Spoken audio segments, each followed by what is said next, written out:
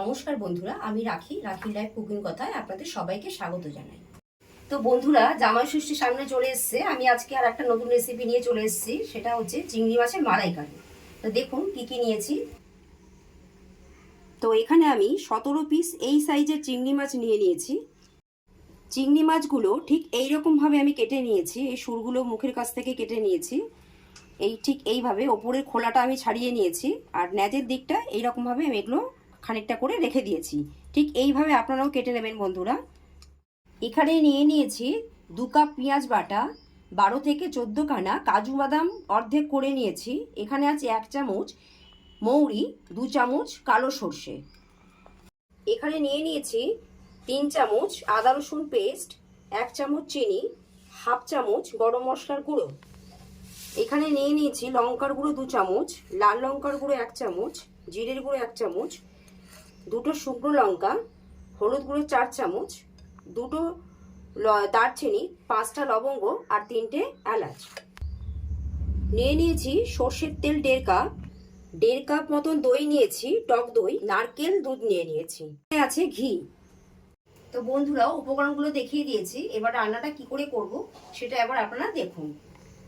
প্রথমে এই মাছগুলোর মধ্যে নুন দিয়ে দিলাম হলুদ গুঁড়ো। এবার এগুলোকে একটু মাখিয়ে নেব।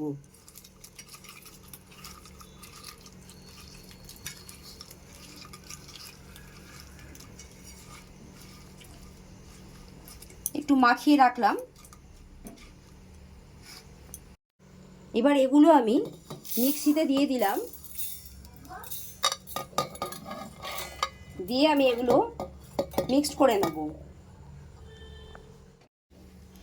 টক দইটাও এর মধ্যে মিক্সিতে দিয়ে দিলাম। মিক্সিংটা আমার কমপ্লিট হয়ে গেছে। তো এটা আমি ঢেলে নিয়েছি। এবার আমি ওভেনটা জ্বেলে নেব। ওভেনটা আমি জ্বেলে নিয়েছি, কড়া গরম হয়ে গেছে। এবার দিয়ে দিলাম সর্ষের তেল।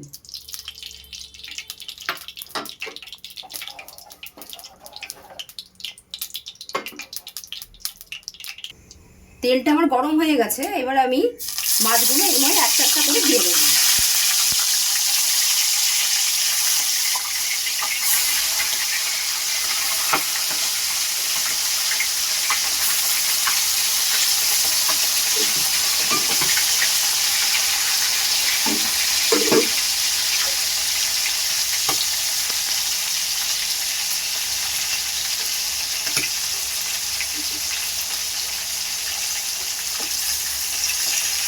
এগুলো আমি ভেজে নেব।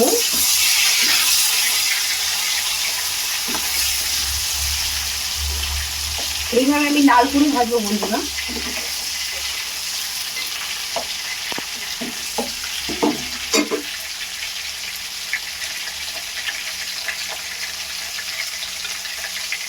দেখতেই পাচ্ছেন আমি কিভাবে ভাজছি এগুলো।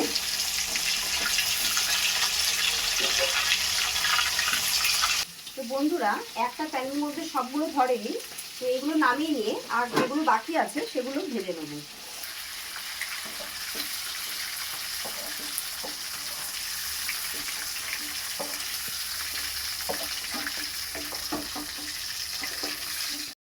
তো বন্ধুরা, আমি এইভাবে মাছগুলোকে ভেজে নিয়েছি। কড়াই দিয়ে দিলাম এলাচ, লবঙ্গ, দারুচিনি, দিয়ে দিলাম শুকনো লঙ্কা,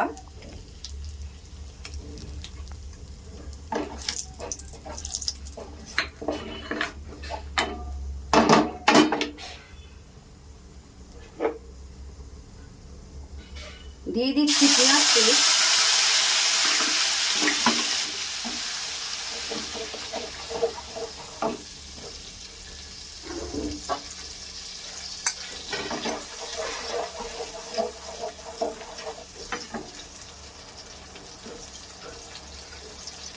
দিয়ে দিলাম আদা রসুন পেস্ট,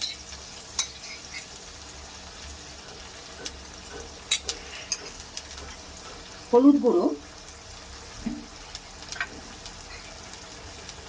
লঙ্কার গুঁড়ো, লাল লঙ্কার গুঁড়ো, সামান্য নুন,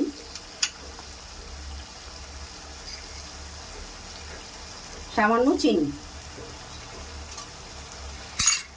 এবার এগুলো একটু নাড়িয়ে নেবো।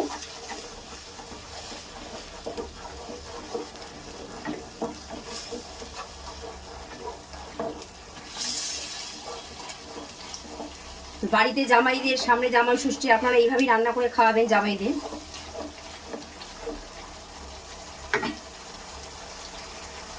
এবার আমি পেস্টটা দিয়ে দিলাম এর মধ্যে।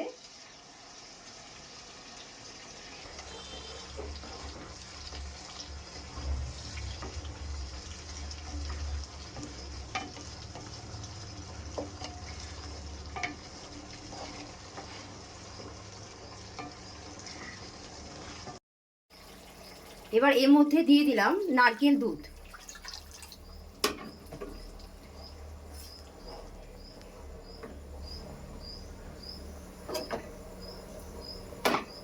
তো এটা আমার একটু ফুটবে, ফুটে গেলে মাছগুলো আমি দিয়ে দেবো। তো গ্রেভিটা আমার ফুটে গেছে, মাছগুলো আমি এর মধ্যে দিয়ে দিলাম। এটা একটু ফুটে গেলে আস্তে আস্তে গ্রেভিটা যখন একটু হালকা মরে যাবে তখন এটাকে আমি নামিয়ে নেব। তো বন্ধুরা দেখুন আমার এটা চিংড়ি মাছের মালাইকারিটা প্রায় হয়ে এসছে। কীরকম হয়েছে আপনারা বলবেন। তো এইভাবে আরেকটু ফুটে গেলে আরেকটু ভাবে তারপরে আমি নামিয়ে নেব। এর মধ্যে গরম মশলার গুঁড়ো দিয়ে দিলাম, 1 চামচ ঘি। আমার রেসিপিটা হয়ে গেছে, এবার আমি নামিয়ে নেব। তো বন্ধুরা এই রেসিপিটা আপনাদের কেমন লাগলো আমাকে কমেন্ট বক্সে জানাবেন, লাইক করবেন, শেয়ার করবেন। এই পর্যন্ত আজকের বন্ধুরা, নমস্কার।